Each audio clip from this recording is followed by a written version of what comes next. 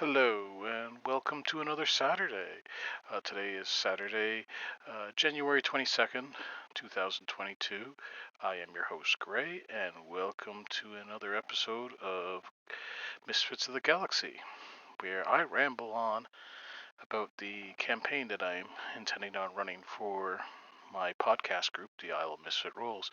As always, I'll post links down below to not just our podcast recordings, but also our live Twitch stream. You get to see this ugly mug and the rest of the cast react in real time to what happens in our campaign. So I think I've rambled enough on previous episodes about why I'm doing this and everything else. So let's just get right down into the meat of things. So this week I thought I might discuss the elves a little. Not. I'm still working on some of the names for it, and I'm incorporating a lot of the details from um, Dark Matter when it comes to this, because I like the Dark Matter elves to a certain extent. I don't necessarily like the racial traits that they've applied to some of the houses, but we'll we'll see where we go with that.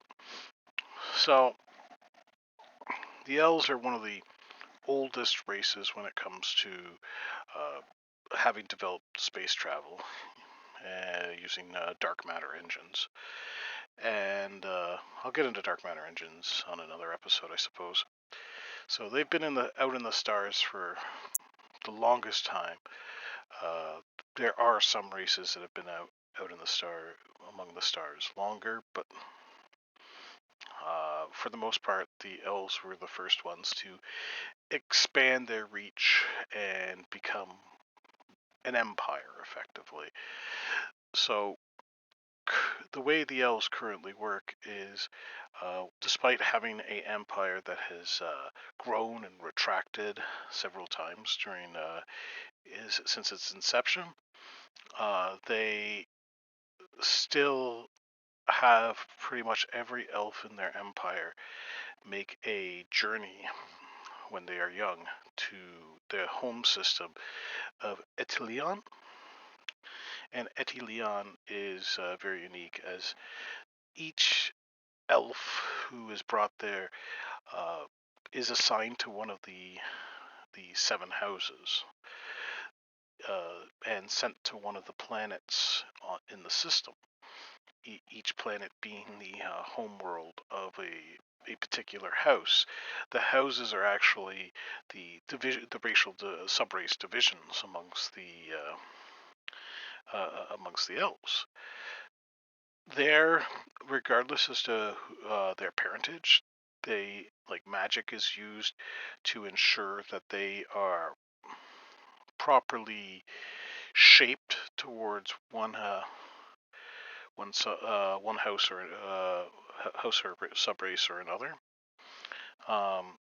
As elves, when they are young, when they are like in their adolescence, they're still malleable through the use of magic, and so each each young elf is given the opportunity to be tested and to see if they're suited to one of the houses. The houses are as follows. We have Malaful on the planet of Duxcator, which is the third planet in the system.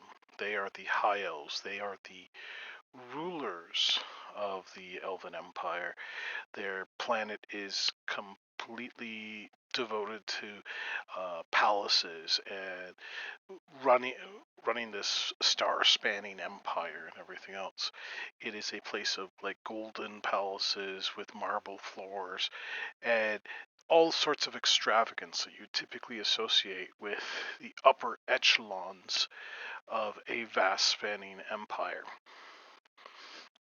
On the fourth planet, you have the House Molotak, which are the Wood Elves, which are a little different than your traditional Sylvan Elves that you are accustomed to in other settings, in the sense that they are the engineers, I guess you would say, of the Elven Empire.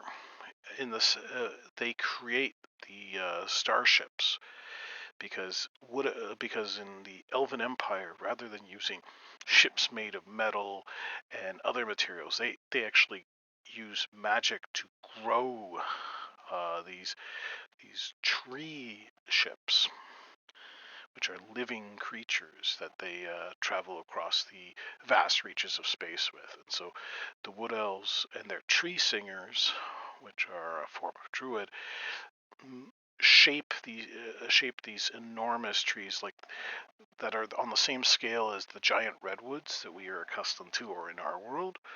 Um, they shape them without harming the tree into suitable forms, whether it be to house elves or whether, as I said, whether it is to make a ship, right?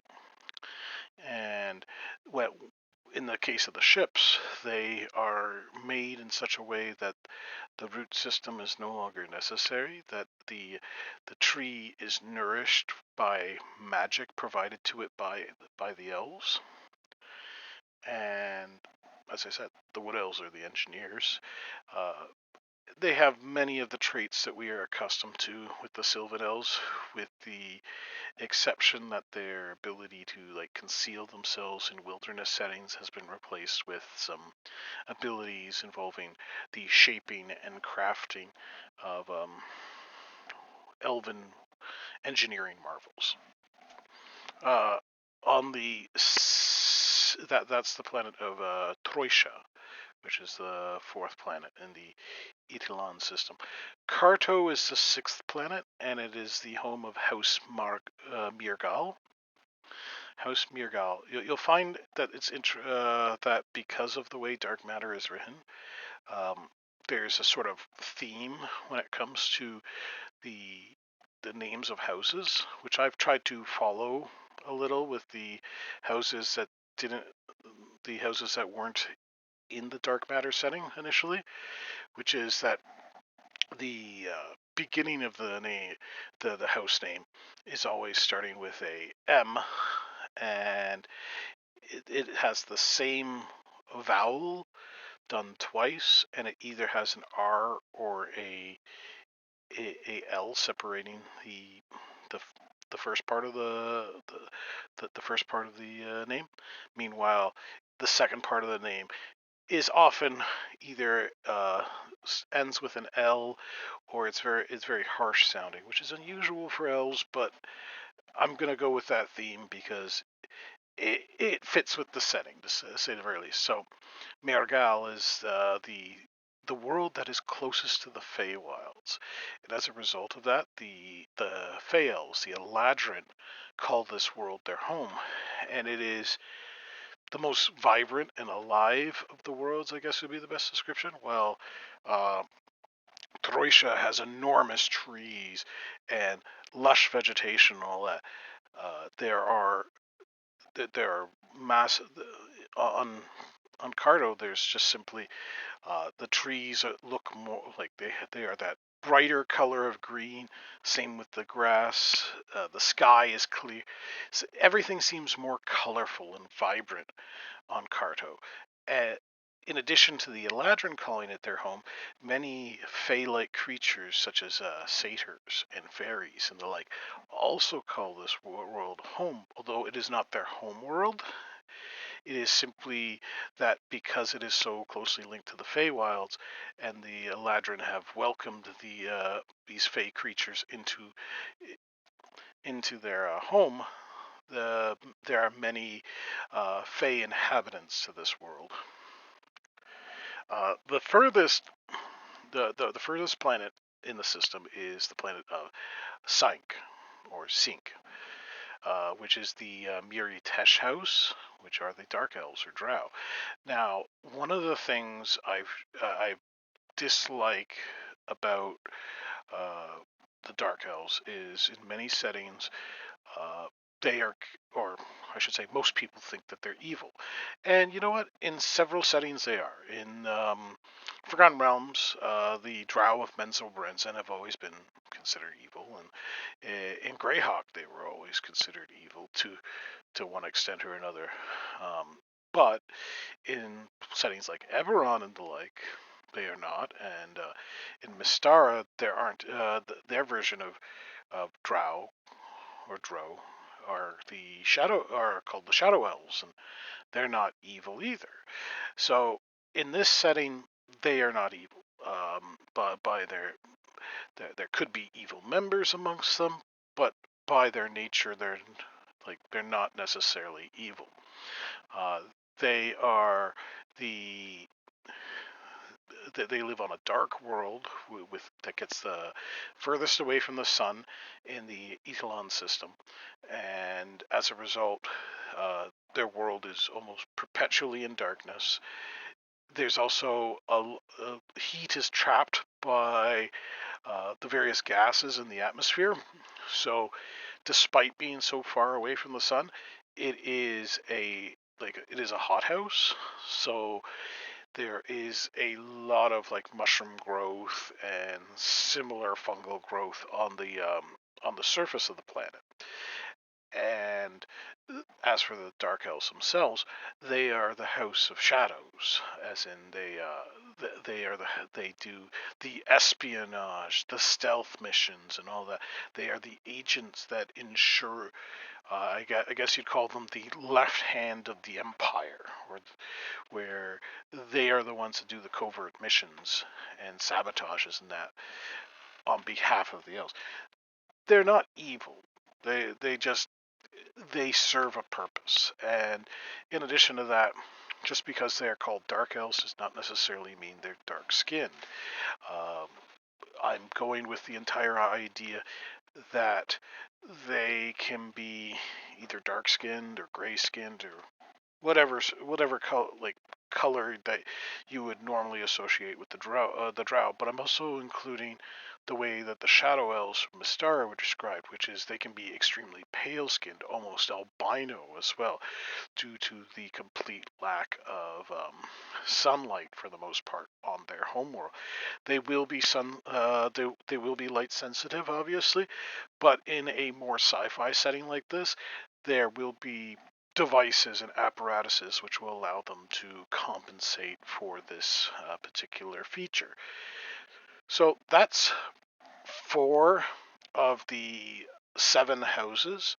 The other the other 3 that I'd like to discuss, I haven't come up with a name for one of them, and the other 2 I haven't named the worlds yet. So if anyone's got any ideas, I'd really appreciate them. You can put them down below.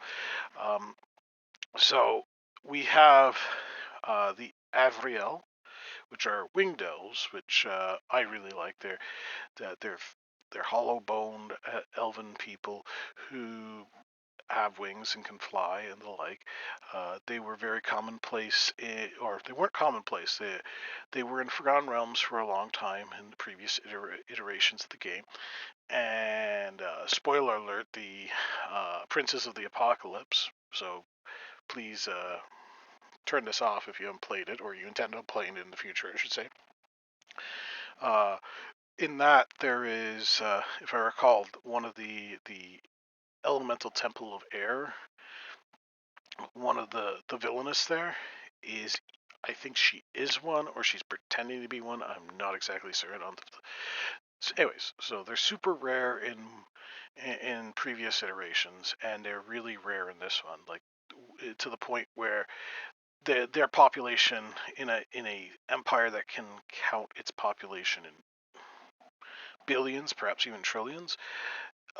There's only a few hundred Avriel. They don't even have a planet to call their own. Instead, they inhabit the moon. So the moon floating around Troysia, which is like I said, the Sylvan Wood Elf planet. Haven't decided on their house name yet, but I've decided to go with the somewhat thematic, like a bit thematic. With I like the idea that of the various uh, home locations of gods from and pantheons from Forgotten Realms and other versions of D&D. These are like sort of tip of the hat or salute to previous iterations of the game. So I'm going with Arvandor is the name of the moon, and the Evariel inhabit it. Their society is very well. They don't really have too much of too much of a rich culture, or I should say, they don't have too much of a society, but they do have a rich culture. And those that choose to inhabit the moon um, are typically traveling from their treetop homes from one to another using their wings, and there's a lot of mountains. It's a bit lower gravity due to being a moon than the other worlds, so it makes flying for them a lot easier. When they make an appearance on another elven world, they are given high regard. Uh, mo- be- and respect, mostly because they're so exotic.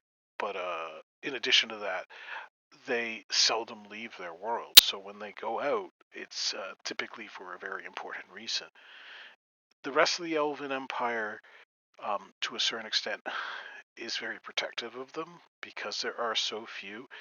They're afraid that with the loss of even one member of the Avriel, it could quite possibly lead to their inevitable extinction. So uh, you'll seldom see one out on the out in the outer outer frontier at all. But if you do, consider yourself quite fortunate. And other elves will react very, very strongly to their presence, especially on the frontier. Uh, so then we have the Sea Elves of House Mirsul, which is the seventh planet of Italan. I haven't named that planet yet. I'd love some ideas, just like I would love a name for the house for the elves of the Avariel elves. Uh, but this world is a complete ocean world. There's a few sandbars and small islands that like kind of breach the surface here and there, but well over 98%, maybe even 99% of the world is water. As a result of that, the elves of this world, of House Mirsul, have adapted to their environment. They're aquatic in nature. They can breathe both air and water, and they typically live in the shallows, although some members of their house prefer the ocean depths over the shallow parts.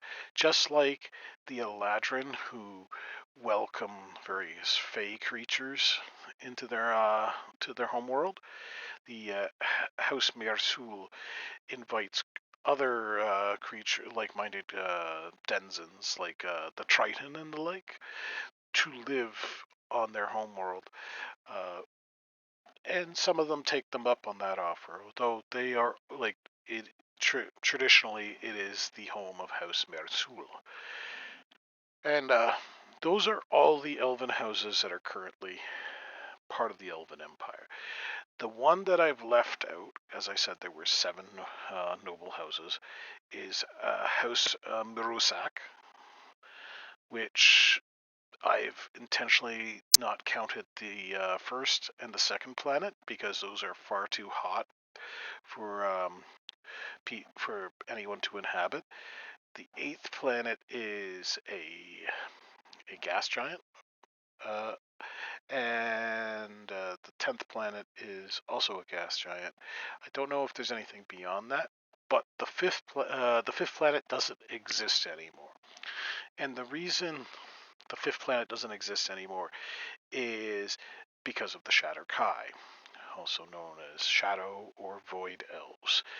They were at one point the scientists, or the most magic intellectuals of the Elven Empire, and they developed, or they were the ones that started with developing the dark matter engines. Unfortunately, during the infancy of dark matter engine development, something went horribly, horribly wrong, and their entire planet just ceased to exist. Just vanished with a. Naturally, this caused calamities on all the other worlds due to the sudden shift in everything in the system. But yeah, so the Shatterkai, on a sort of hush hush secretive note, are like a not necessarily a villain in the campaign, but they are raiders and pirates. I've always liked the Dark Elves of Warhammer 40k, minus the Cenobite fetishes that they have, and so the Shatterkai kind of follow that. They actually their planet wasn't destroyed; it was drawn into the void, aka the Shadowfell, um, where it dwells, like kind of in between this world and the void, like in the Shadowfell area. As a result of that, they have been forced to adapt to their newfound environment, and House Murosak has limited resources. Obviously, things grow sickly if they grow at all when it comes to plant and animal life in there if it's not properly adapted. Therefore, the Shatterkai are constantly emerging from the Shadowfell on raids throughout the various systems. Not just they typically avoid uh, raiding the land, the planets of their cousins and the like. So they're often raiding outside of the Elven Empire. Although if they're truly desperate, they would definitely attack a part of the Elven Empire. Um, However, because of the way they've acclimated themselves to the Shadowfell, it's difficult for them to stay in the material realm for any length of time. They're kind of like what the Githyanki and the Githzerai were like initially. So they'll pop out, they'll perform a raid, and they'll pop right back, or they'll leave right back into the Shadowfell once they're done. Whether when they're taking foodstuffs, equipment, supplies of all sorts.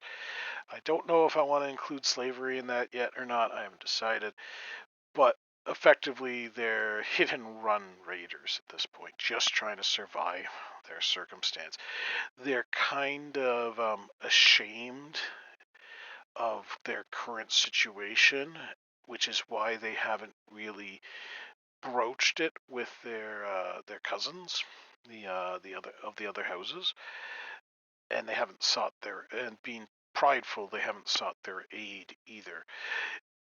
Whether or not they would be able to, whether or not the Elven Empire would be able to help them is another matter entirely. So those are the seven houses. Now, just because a character is one of those seven houses does not necessarily mean they have to keep the house name. There are thousands of families that belong to each one of the houses. So a player should feel free to come up with whatever name they want for their characters. But it creates a very interesting situation where a elf's parents might very well be a dark elf and a wood elf, but they themselves are a high elf, right? Because each elf within the empire often is raised for about 50 odd years amongst the one of the great houses. Now, the another thing I haven't really discussed is what happens if an elf is found lacking. Well, what if they don't belong to any of the houses, or better yet, what if they don't go to the Etlion system? Well, if they're from a primitive world that doesn't have space travel and the like, they just follow the standard elf rules, to be honest.